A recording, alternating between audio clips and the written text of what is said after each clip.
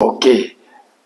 Docteur Jean Jaurès Ngabout, président du parti politique Peuple, quelle lecture faites-vous de la décision du Conseil constitutionnel à la suite de l'audience relative à la requête en constatation de l'inéligibilité de M. Paul Biya? Alors je dirais que le Conseil constitutionnel que nous respectons a bel et bien reçu, dans ce qui est déjà très différent de ce qu'on a eu à entendre et à attendre de ce Conseil constitutionnel les derniers temps. La requête a bel et bien été déclarée recevable. Alors, ensuite, a été déclarée non justifiée pour enfin dire un dernier ressort. C'est-à-dire que pour nous, c'est une décision, premièrement, on l'a dit, qu'on respecte, et deuxièmement, c'est une décision historique. Historique au sens où elle vient trancher avec ce qui jusqu'à présent avait été la réputation du Conseil constitutionnel. Et vous allez remarquer que le caractère non justifié a été, allez, on va dire, un peu tiré par les cheveux, dans la mesure où déjà, il faut remarquer que la partie défenderesse n'a pas pu, du moins n'a pas voulu, transmettre les pièces avant cette audience. Donc nous n'avons pas pu revenir pour démonter leurs arguments qui étaient tout simplement très minables.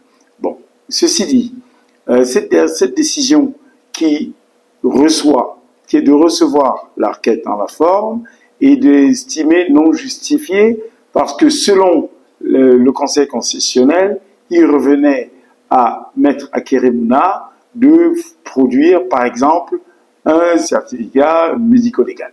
Bon.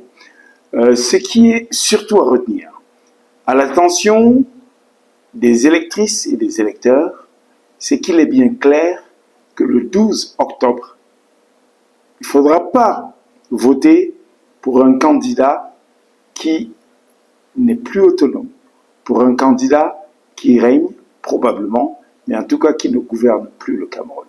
Voilà ce qui a été dit, et c'est ainsi qu'il faut entendre et comprendre le premier ressort, parce que le dernier ressort revient à ces électrices et ces électeurs qui vont aller vers un candidat qui peut véritablement permettre de nous conduire vers cette nouvelle république qu'attendent toutes les Camerounaises et tous les Camerounais.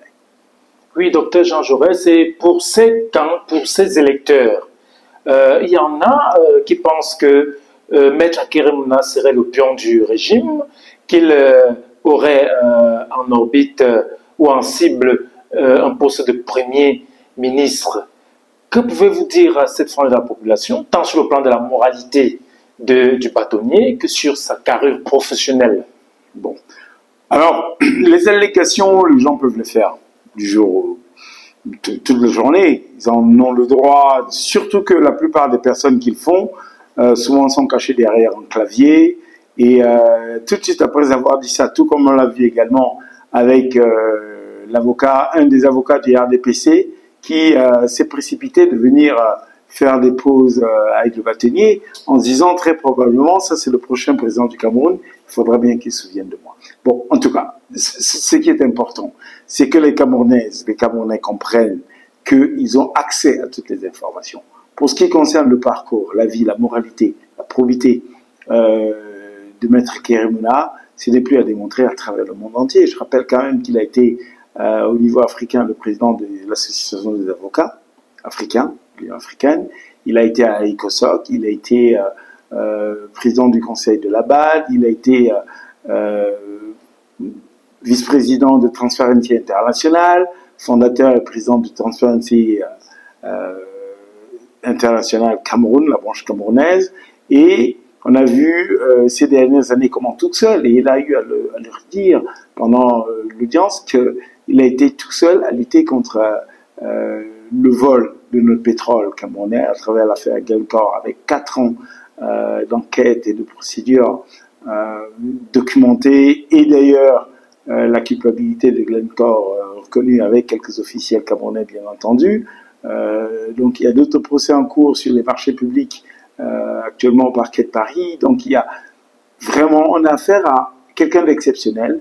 Il faudrait que les Camerounais enfin se prennent en main et que véritablement qu'ils se disent ils ont été des grands combattants, des grandes combattantes et des grands combattants, parce que je rappelle quand même que le Cameroun est l'un des rares pays où il y a une véritable lutte pour l'indépendance.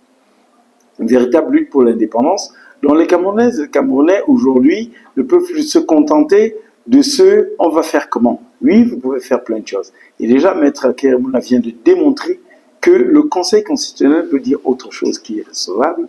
Et puis, si les choses sont faites comme elles devraient être faites, après avoir vérifié pour se rendre compte que celui qui peut véritablement conduire le Cameroun, c'est Akérémouna, qu'il vote pour Akérémouna le 12 octobre, et vous verrez bien qu'à ce moment-là, le Conseil constitutionnel va proclamer cette victoire qui aura été le deuxième ressort dont il parlait aujourd'hui, qui est celui décidé par le peuple camerounais au nom duquel justice a été rendue aujourd'hui.